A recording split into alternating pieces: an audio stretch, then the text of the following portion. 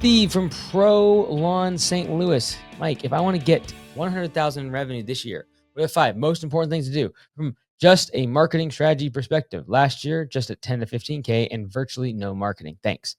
Yeah, so for 100,000 in revenue, it depends. If you have a whole bunch of cash set aside, you can spend one on ads.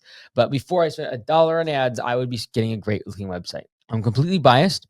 I own lawncarewebdesign.com and homeservicewebdesign.com, and we build sites, and we have hundreds of sites that we are always ongoing, that are always being ran. I think right now it's well over 500, and so probably more than that. Mercy. So, but all that to say, I'm biased, but I do believe you should put your website first, because every dollar you spend on any other form of marketing that drives traffic to that website will convert better if the site is done correctly. So I'm just appalled when people are spending thousands of dollars on Facebook ads, Google ads, Nextdoor ads, Angie's ads, door hangers, every door direct mail, and yet their site is broken. They have no Google reviews. Their estimate request form is on a different page than their homepage. Like layer after layer after layer. They're using images that are not optimized. They're slow to load. They have widgets stuck in there that slow down the speed time, the load time of their site. So those are the type of things that I'd be looking at. First is your website. Secondly, Google reviews. They don't cost you a single penny. So I'd be doing those things, and then I'd be going to, if you're cash constrained, I'd be going to Facebook groups, Nextdoor groups, and promoting your services there. And I would do it in a non-pitchy way. So not like, hey, here's a before and after. I would be saying like, hey, my name is Mike. I am the founder of blank lawn care or whatever. And I'm new to the area and I'm just getting started. And if you ever need anything, let me know. Very, very casual. Reed Brown, Outback Irrigation. Can you talk a little bit about script for follow-up on estimates? Ideas for something other than I'm following up on the estimate I sent you.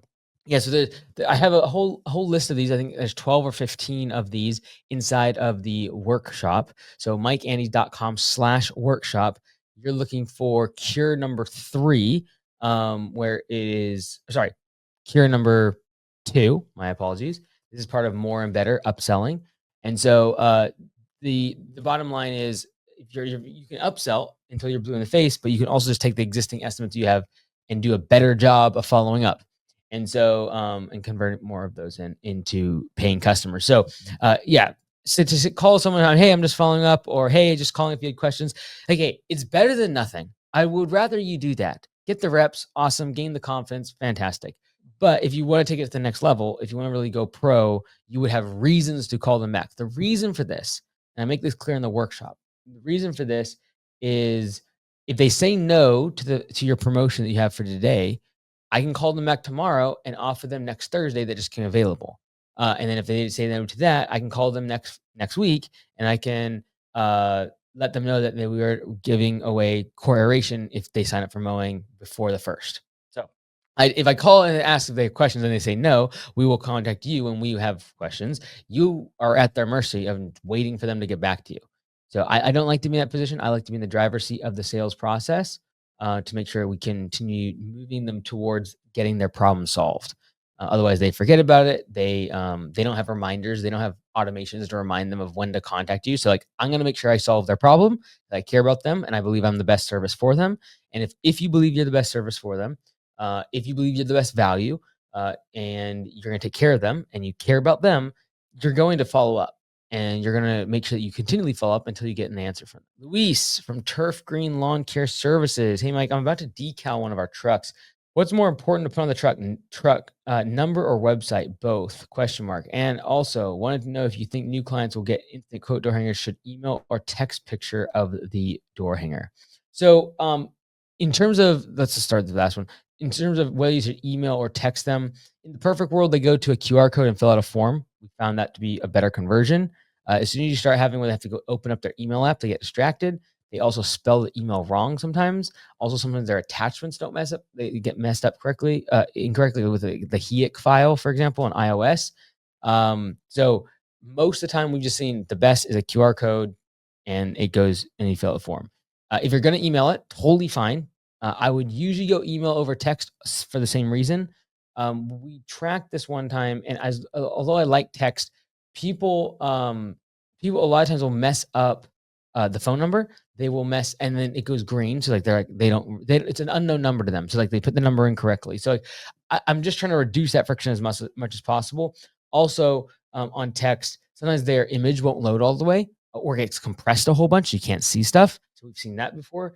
It just gets a little weird. So I would probably say like in the perfect world, I would probably get an iOS message, like an actual blue text message from them.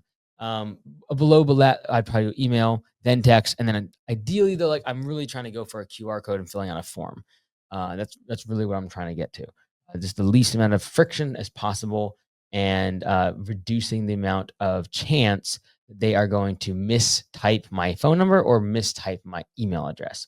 And it's crazy. Phone numbers actually get messed up more often than emails we've seen if the email has a real word. So if your email is like atf136 at gmail.com, they'll mess that up a lot. But if it's like Mike's Lawn Care at gmail.com, they usually get that pretty good. Versus phone numbers get mixed up a lot. So I don't know. It's there's pros and cons of all of it. I would say, if you're just getting started, do email. In the perfect world, you have a QR code that you fill out a form. In terms of what's more important on the phone, on the truck, honestly, I actually believe the most important is the logo, and the name of the business is easily legible. Because if they want to go on your website, they can quickly search your name of your business, and assuming you have a decent website, they will be able to find you. And from that website, they will find your phone number also very, very quickly. So I'm not super concerned about the number or the website, to be honest with you. I am mostly focused on the the brand. Like, do they recognize the name of the business so they can search it? It sticks in their head, etc. They will not remember a URL. They will not remember a phone number, but they will remember a brand or logo or color of a truck. So I'm trying to stick with that. In terms of if between the two, I'm usually going to go with phone number because a more instant form of communication versus the website. It is faster for them to say Siri and the name of my business and find the website. So it's rare that someone's going to type out a URL and do .com at the end. Like they're going to search it on Google. It's going to pop up hopefully if you have decent SEO, and you're going to roll from there. He says another question. Mike, how do you know it's time to start a new mowing crew? So this goes back to hitting capacity. And when you hit capacity, in other words, you can't do any more mowing jobs without buying more trucks or hiring more people. And so you're at the crossroad of, do I go to profit mode and raise prices to reduce reduce the amount of customers I have and make some room for capacity, or do I increase capacity by buying more trucks and hiring more people? Getting very clear about how many customers you can serve or how many budget hours you can put on the schedule before you hit capacity is the key. Wander from Vantage Landscaping. What is the best way to manage sales tax to make sure it gets paid in full and on time? May I mention to the IR and the S? So the best way to manage sales tax and making sure it gets paid in full and on time is likely to set automations inside of Copilot to remind yourself to do it every month, every quarter, every year, depending on the size of your business. Typically, it's going to be distinguishing whether or not you do it monthly, quarterly, or annually. And so I would set reminders. I usually do it on the 5th of the month. I can run all of our stuff for the ones that I'm still responsible for. And then eventually you want to hand this off to a bookkeeper. Like that's the perfect world. And so, for example, like with Copilot, we do business in all tons of states, different countries. We have a professional that does sales tax, that goes in there and pays sales tax for all the different states and countries and licensing us in different states. It's a big pain in the butt. In your state, similarly, you have different counties, you have different sales taxes for different cities and towns. Depending on where you're at, whether or not you even need to charge sales tax. The vast majority of us, though, you will have to pay B&O tax, so business and occupation tax, regardless if you have sales tax. So to think that, like, oh, well, it says that we don't have to pay sales tax, I should have zero sales tax. You likely have B&O or business and occupation tax. Some different states call it slightly differently, but it's sometimes usually basically 0.5% to 1%, depending on your state, depending on your town, depending on your city. It's all very, very different. From every single township to another. But you likely should be reporting that somewhere. So if you're not reporting that somewhere, you probably have a problem. How do I get in compliance? Contact the Department of Revenue. It is not worth building your business like crazy for 3, 4, 5 years, and then all of a sudden getting an audit and owing taxes for the past 5 years. And that happens all of the time. No one's going to talk about on social media because they usually close down their business and attack a different venture. They go on do something else, quote unquote. But it comes down to avoiding sales tax. So if you have sales tax, track it. You can see how much you're collecting inside of Copilot. Run a sales tax report. It shows you which city you're in, how much you need to collect for each one, and then go run that inside your Department of Revenue's website.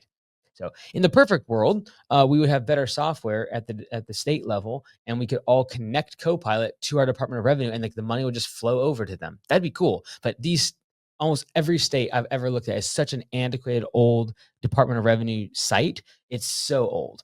Some of them are just like abysmal. They're like HTML from 1990s. It looks horrible. Some of them, they're starting to upgrade them slowly now. But all that to say, it is almost always a manual process. Like they don't like integrate with Stripe or anything fun like that. That would be cool. A little Zapier action into your Department of Revenue for your state. That'd be easy. Good stuff. Cody McLeod from ProScape Lawn Care and Landscaping. We have 2 mowing crews that are full, and another landscaping crew that has 2 days of mowing full per week. Okay. We are fully booked 5 weeks of landscaping, some project-based landscaping, and some flower bed and mulch work. My worry is that we have 15,000 flyers going out and could potentially fill the third route of mowing. How do you go about scheduling this? We need more room for spring services. Would you ask the clients that already booked a month if they could wait till June or July for their project work based for a 10% discount? My worry is landscaping will die off midsummer and they will be out of work. That's why we were trying to give them a few days a week of mowing to help with slow times. What would you do in this situation?